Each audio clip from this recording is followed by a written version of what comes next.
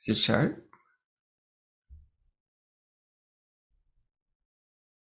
Okay. Hello, everybody. My name is Rudy Bernasconi, and I am here to talk to you about a new grant that just opened up. And it's a grant from the state of California, and it's being provided from, through the infrastructure money that finally is starting to trickle down. It took long enough, but, it's here. And so what I want to show you is that it's not the easiest grant. It's not like you can just show, hey, I made, this much money. I lost this much money. Can I get help? No.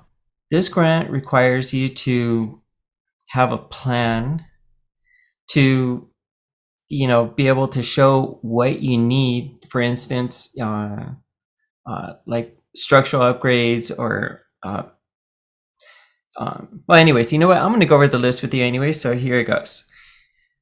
I'm going to share my screen and let me see here. Almost there. I'm a little bit slower at this.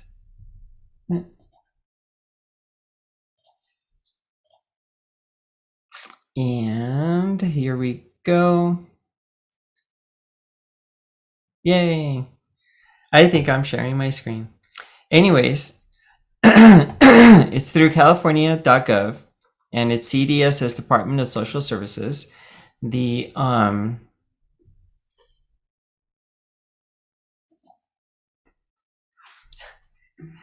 grant, if you scroll down a little bit here, you will see your instructions are available in English and Spanish. So I'm going to go for English. And here we are.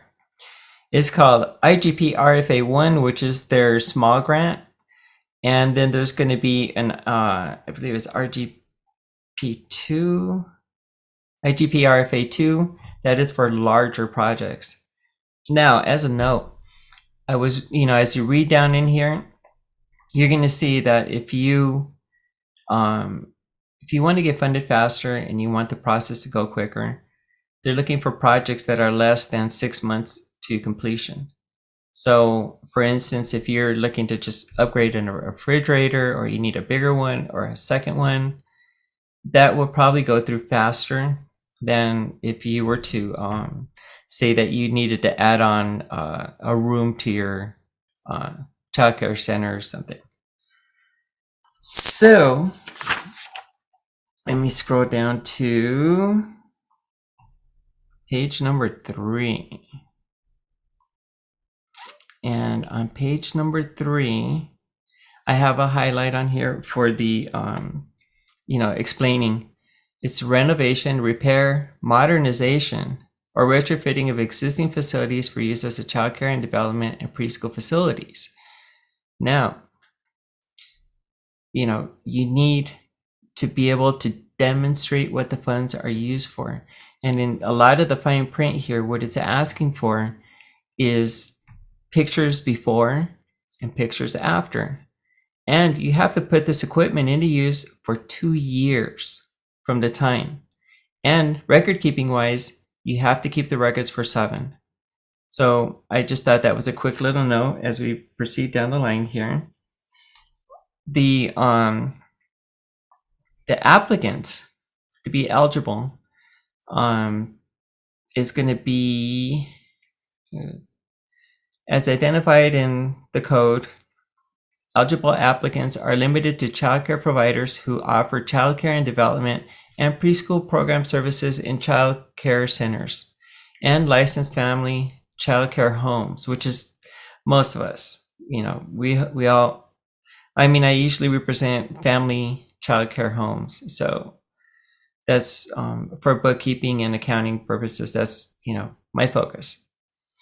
And the applicants may be nonprofits or for-profit businesses or tribes. Interesting. Faith-based organizations may also apply if the childcare curriculum is not faith-based. You know what? I guess if you want to play by the rules, you'd have to be careful. Umbrella organizations, co-located childcare, that's mainly like for a lot of, larger entities. Local education agencies, school districts, community colleges are not eligible, which means more money for, us childcare, home childcares. One note, applicant sites shall serve children from low-income families, defined as those who receive federal, state, or local subsidies, like for us, that's CCRC, and shall provide or plan to provide subsidized childcare and development and preschool program services funded through one or more of the programs listed below. And if you look down here, there's a complete list of all the different programs, CalWorks, most of us have kids that come from CalWorks, or it's all managed through CCRC anyways. But basically, if you get CCRC, you're in the program here. I'm not going to tell like who's non-eligible. The next section that I had highlighted was funding criteria. Here we go. In order to be considered for funding, the application shall demonstrate that the project shall preserve, enhance, expand spaces for children ages birth to 5. In other words, not school age. Grant funds are necessary to undertake or complete the project. Applicant has proof of site control for the entire term of the grant. In other words, you have to have a lease, rental agreement deed, property tax statement showing that you own it, and of course a mortgage payment coupon if you do own it. Project has no funding gaps and can be completed within 120 days following the grant award. Financial and organizational viability for the child care program operation for the term of the grant. In other words, they want to make sure if they give you the money that you're going to stay in business. Applicant shall apply for and obtain all necessary approvals and permits for the proposed project. So if you have a larger project that you need to go to the city to, get a permit, all those expenses are on you. If you decide to pay somebody to have like accounting advice and to produce documents to help you write the grant, that's on you. They're not going to help pay for that. Next, applicants may apply for the funds for the project. Applicants shall demonstrate that with this funding, they shall have completed fundraising, start and complete the project within the required time frame.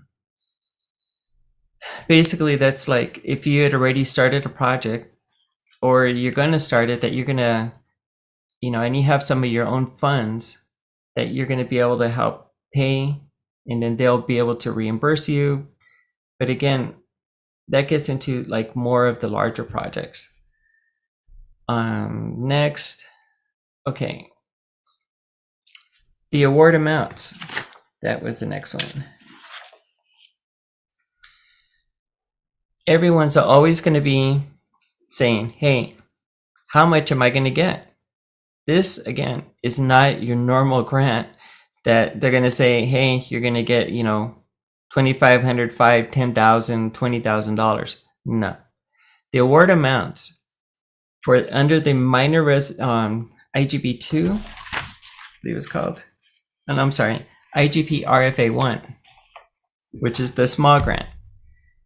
The award amounts, minor renovation and repairs grant award sizes will vary at their discretion, which is the CDSS, based on the scope of each project, regional cost, the use of universal design to provide inclusive environments, the need to meet licensing requirements or health and safety standards, the proportion of children receiving subsidies to be served, and the total number of children served or to be served, and the percentage of space used for childcare. So what that's saying, if you have more subsidized children than your total capacity, so if you're a large family daycare and you have 14 on your license, then they're basing it on 14. If you have 10 kids from CCRC or subsidized children, that means 10 of 14, and your percentage is much higher. Then you also need to know your space. So if you're at 50% there, and let's say you're at 50% with ZCRC, they're just going to use that the way how much they're going to, give you. How much? I have no idea. But there is an informational video coming on February, was it 15th, next week, and that they're going to have on this website. And I would suggest that you watch it, because I will definitely be watching it and hoping, to get some clue as to how much, or how they're going to determine all of this. It's really confusing. But apparently you can ask for whatever you want, and then they're going to determine at their discretion what they're going to give you. Next, let's dive into allowable expenses. Classroom upgrades, a refresh such as new painting, project management cost, which that kind of interesting. Fixed equipment, washers, dryers, refrigerators, dishwashers, stoves, non-fixed equipment, portable dishwashers, sanitizers, air purifiers. Personally, we'll probably go for a fridge and a kitchen sink and some other items that we're going to use to make it easier for us to work and keep things organized and clean, especially in this COVID time.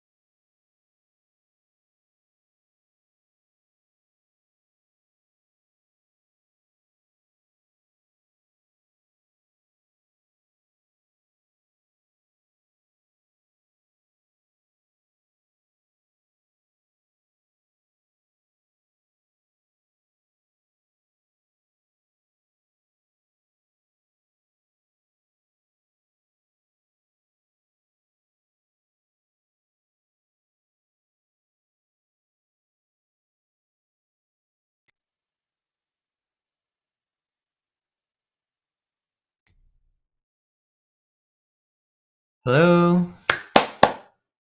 Test? Hello? Yeah, now just...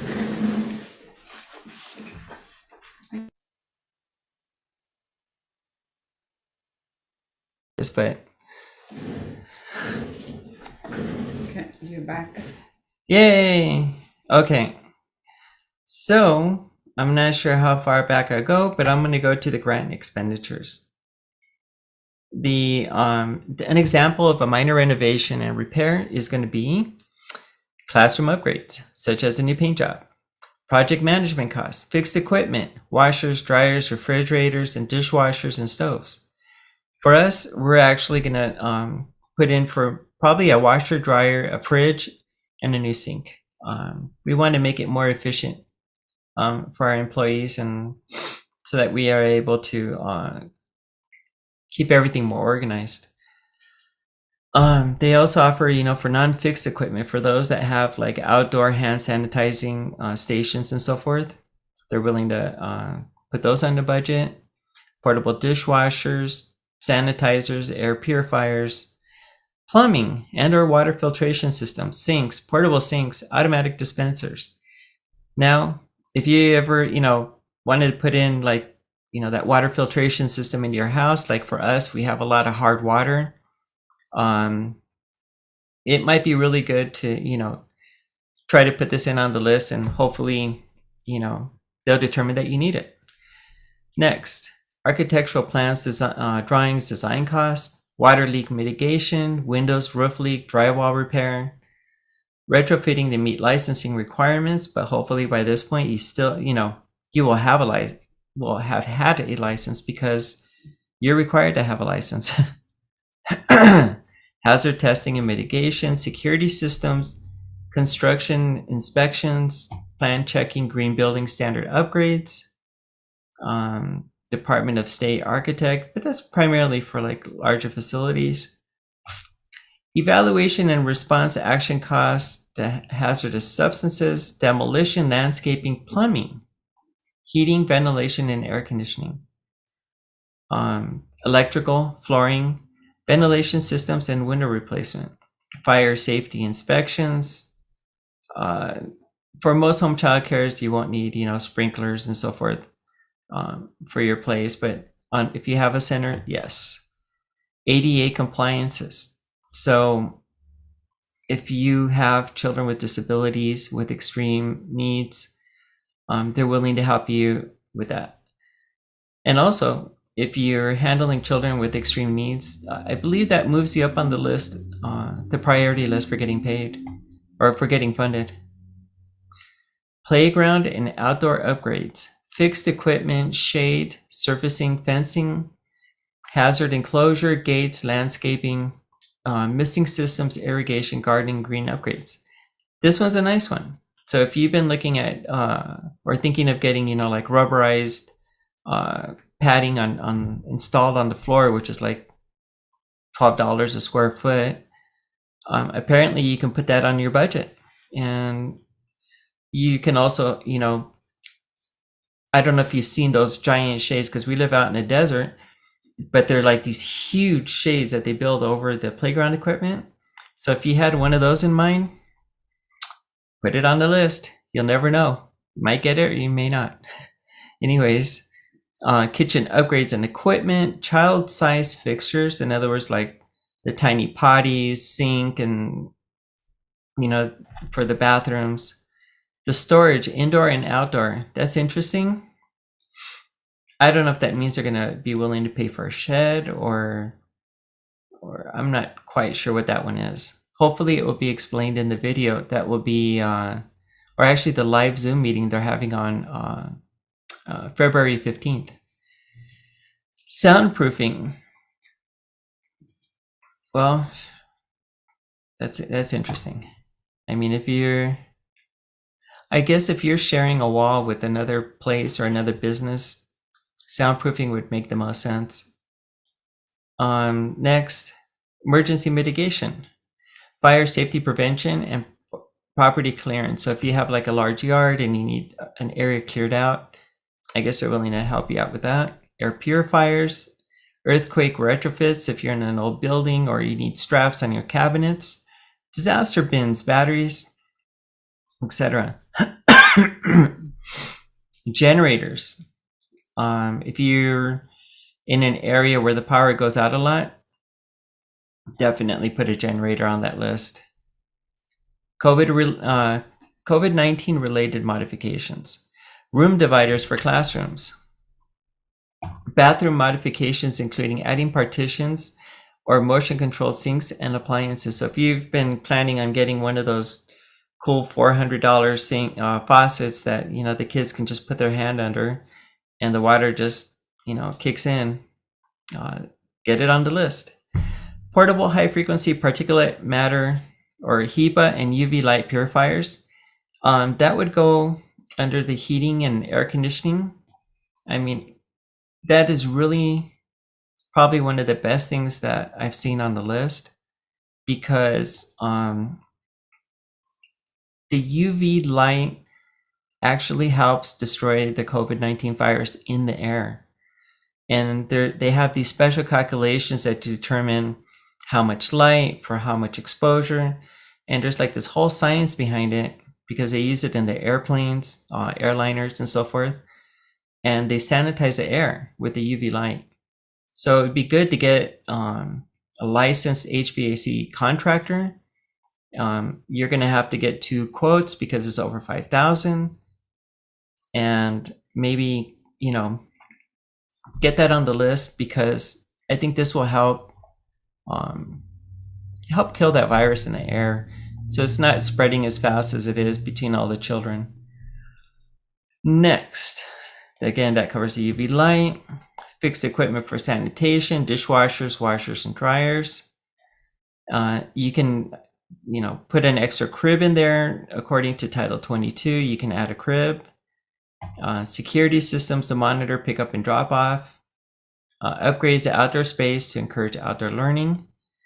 This one, you're talking about possibly an outdoor classroom. Well, probably call Lakeshore or whoever your provider is and have them put together a package for you based on your space. Or you can talk to my wife, Lady, and she can help you design a little outdoor space for you guys. Yes, says Mrs. Lady. So take a hint. She's the boss. Anyways, physical upgrades to outdoor shade sinks. I think they put together the second part under the COVID part, because they're going to be looking at your needs and also the COVID related things, and they're going to probably say, you know what, we want to give a priority to these COVID related expenses so that we can keep our people and our children safe. And so I would probably choose up the COVID related list first, and then put the other stuff as secondary. Next, unallowable. Okay, these are not allowed under the small grant. Major renovation, including structural changes, foundation, roof, floor, bearing walls, extension of the facility to increase its floor area, acquisition of buildings, administrative or indirect costs, bonus payments for early completion of work, contingency cost, classroom furnishings, unless it's COVID related, costs connected to contractor claims against grantee, consumables or items with short lifespans like food, drinks, paper cups, paper dishes. They pretty much don't want supplies on here. Costs incurred prior to issuance of the grant. In other words, if you're trying to get reimbursed for something, it's not allowed. Remediation of environmental contamination as a result of negligence during the project. Grant writing or expenses incurred in writing the grant, I mentioned that. Extended warranties are not included. Fines, penalties incurred during your project, in-house labor, freestanding equipment or supplies such as books and materials for the dramatic play areas to meet curriculum needs, not part of this grant. Insurance, interest charges, internet provider costs, lease, rent, legal fees, costs, library, staff rooms, or other areas of renovation that do not directly serve the children. In other words, if you're doing carpet on your second floor and the children are not playing up here, it's not included. It does not directly serve the children. Marketing, meeting, workshop training, food, beverage expenses, relocation, moving costs, out-of-state travel, overhead expenses, such as costs for rental, lease space, utilities, purchase of or lease of vehicles, a tax consultant. Oh, man, I'm not on the list. Technology systems. In other words, no computers.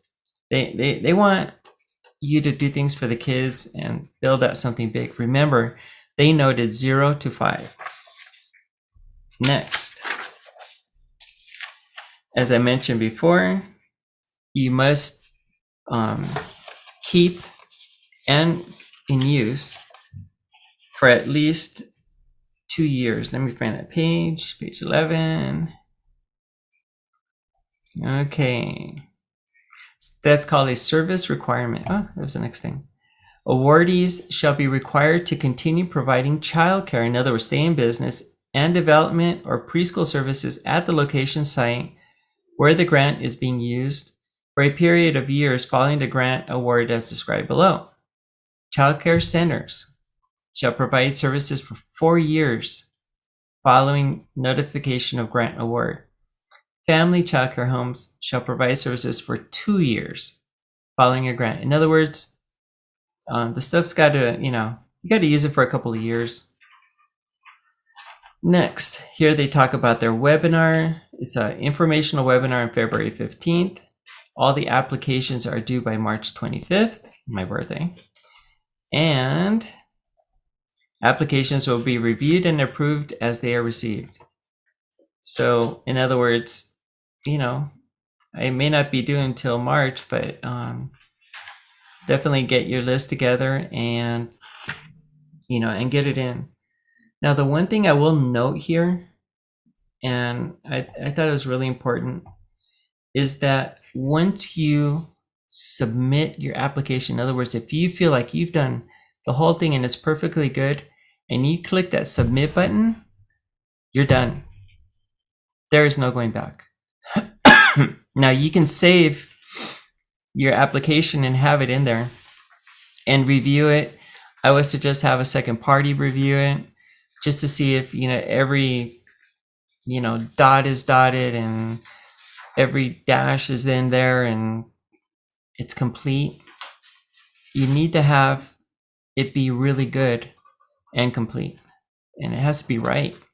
So, because once you submit it, there's no going back. It's you're not allowed to change it anymore. It becomes locked, period. And that part right here is, see, once they're started, they may be accessed and edited until submitted. Once submitted, application shall be locked and no changes, modifications, corrections, or additions may be made. And if there's something wrong with your application, they're just going to throw it out. They shall not be considered for funding. So, make sure it's complete, make sure it's right. Watch the webinar on February 15th. Hopefully, we'll get some of these questions answered, like, how much is the max that you're going to get? Or, do they have any idea? One other note here on page 13.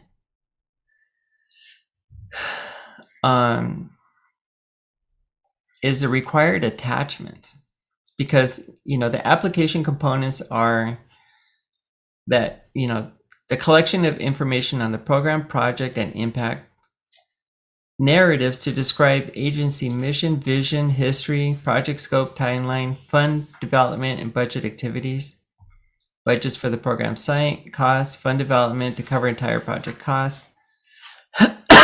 In other words, they want to know how you're gonna use the money, how you plan on managing it. But just for the program site, let me see, required attachments. And again, it's, they added a little variable, which is that's going to vary based on project and may include any of the following: project design, architectural renderings or drawings made by contractor, playground contractor. So if you're going to have a new playground put in, they're going to want some nice drawings.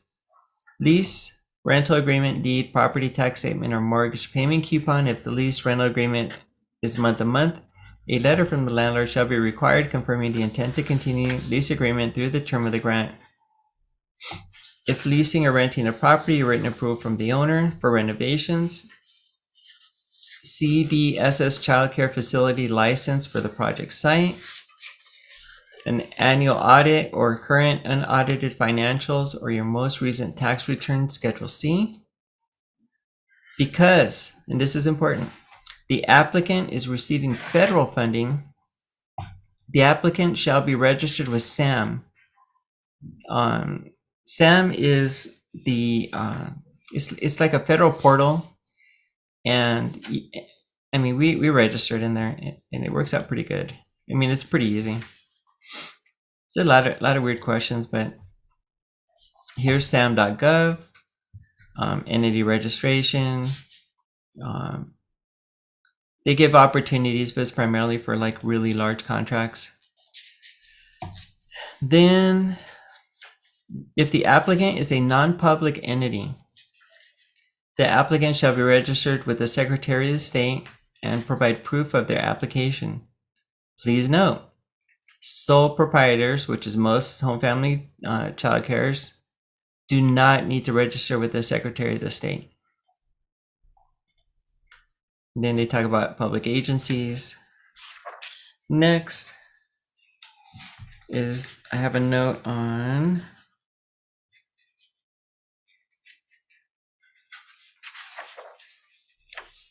the application review process, page 15. Excuse me.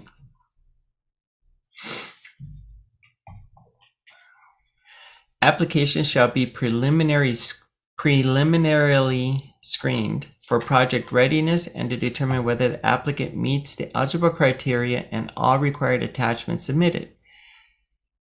Again, the CDSS can request additional information, but it just for determining eligibility. Each applicant is responsible for carefully reviewing all RFA requirements and instructions before applying.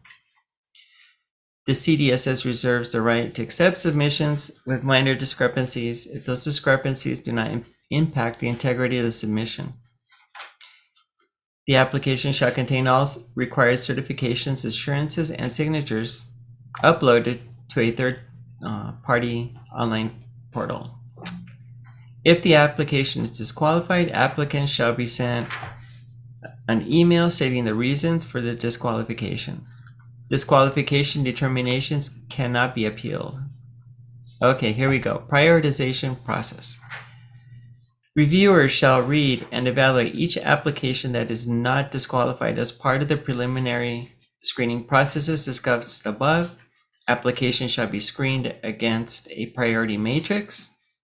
Applications shall be assigned priority points based on the following factors. Initial priority factors. Due to the short availability of funds, applications and projects shall be prioritized and may be awarded grants first based on the following prioritization. Projects with urgent timing issues, or which can be completed within 6 months of the grant agreement. Applicants shall be asked about the project timeline, status, and estimated time of completion. So keep your projects under 6 months. Projects in advanced stages with permits. Projects ready to start minor renovations or have begun work but have funding gaps. Projects that do not have any permitting requirements. Projects with quick timelines can begin immediately. And I'm guessing the "and" here is finish.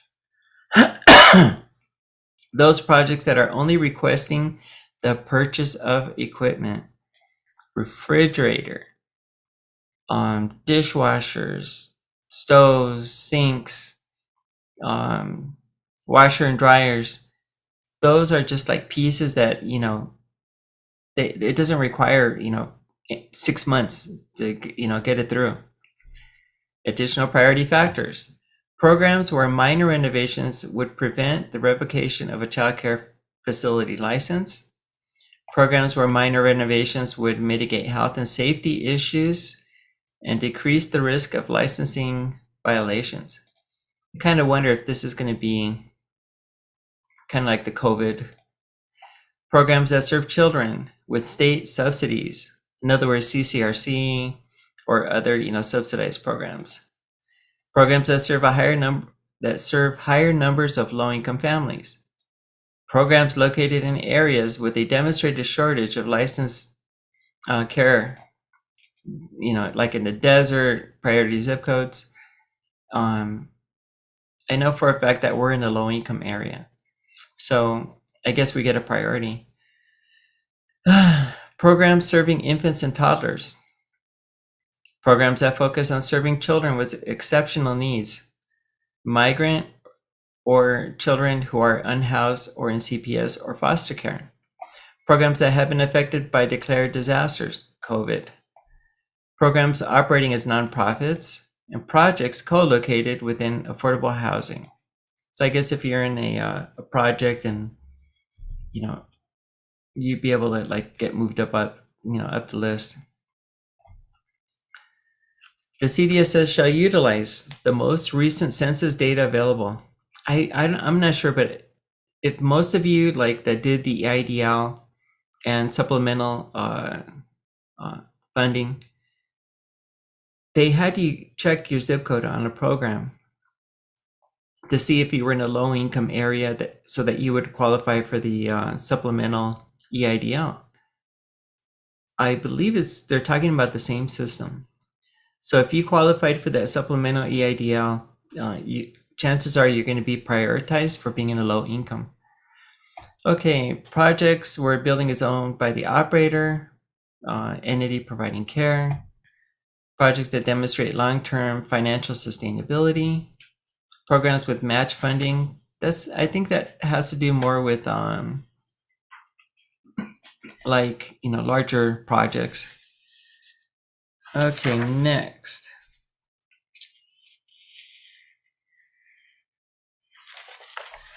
I have a special note on page 18. Okay. Here, as far as the grant terms, grantees shall keep all grant funds segregated from all other funds in a separate interest-bearing account dedicated solely for the purposes of this grant, and keep all unexpected grant funds in such account. Grantees agree to provide CDSS with all requested information regarding such account, including but not limited to bank statements, upon information regarding as such, and upon request on an annual basis. All interest earned on such accounts shall constitute additional grant funds, which shall be maintained, used, and reported and accounted for, like the CDD IGP funds received under this grant. In other words, they want a new account, savings account, because it's got to be interest bearing, unless you have I don't even think you can do market rate, maybe. And they want only those expenses that they're paying for through the grant, they come from that account. So don't mix your money up. This isn't PPP. This isn't EIDL where it's yours. This is a separate account, separate accounting. You got to keep it clean. Grant funds may only be expended for the IGP purposes. They shall timely and fully comply with all reporting requirements. Just a note, all grantees shall retain records relating to grant expenditures and compliance with grant terms for at least 7 years. So in other words, don't throw away your receipts on this one. Next, I had a note on 19. On 19, it says, grantees shall ensure and document that all transactions for goods and services made to complete the project are fair and reasonable in amount. In other words, they don't want you, somehow or another to mark it up or get some cash, weird deals. They want to keep it clean. And depending on the type of grantee, the transactions in excess of $5,000, you're going to have to get 2 bids or estimates for the proposed work. Primarily here, you're talking about contractors and, having larger projects. There was one portion here. Let me find it. If grantee adequately documenting reasonable steps.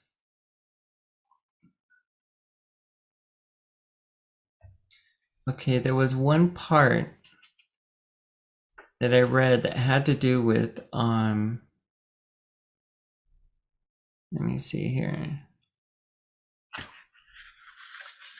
If you're looking for the smaller amount or like the refrigerator and so forth, you're able to actually scan or, keep advertisements, of the refrigerator and like maybe a quote from, let's say, Best Buy and another one from like Home Depot or something.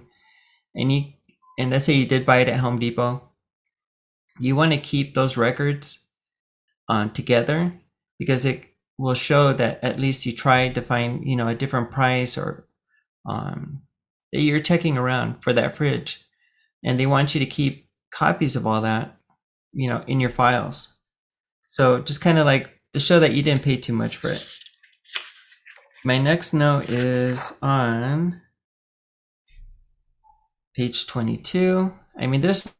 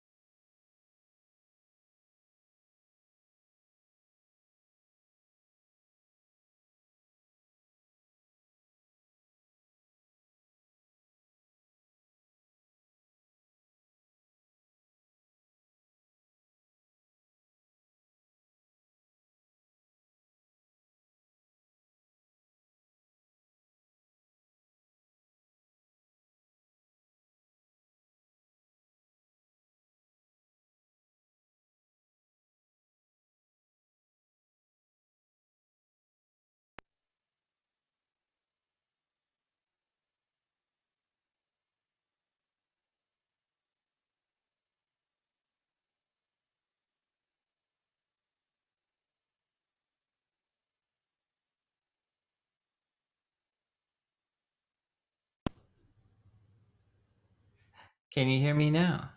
God, I feel like a Verizon commercial. Can you hear me now? Yes, I can hear myself. That's kind of weird. Anyways, like I said, this money is, what? No? It's contingent on the availability of state funds. In other words, like with the some of the other grants, like from the LISC, you applied in September or it was even August, and we didn't get the money until December. But it looks like they're really pushing forward with this one, so I would expect that they're going to fund it pretty quick. The next note was on 23. The definition of capacity, as I explained earlier, is a maximum number of children that you're authorized to take care of at any one time. So if you're a family childcare, it's a maximum number of children you're authorized to take care of. So in other words, if you're small, it's 8, large is 14, here in California.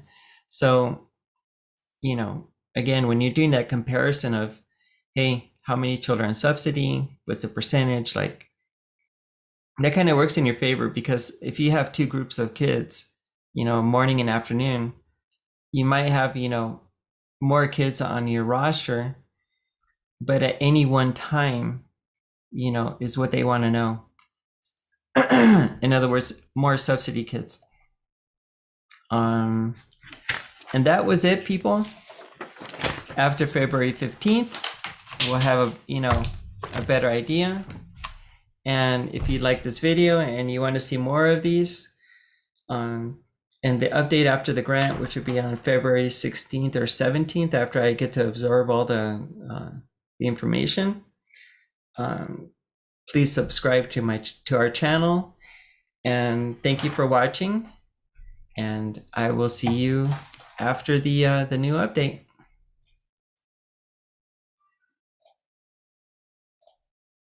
Bye.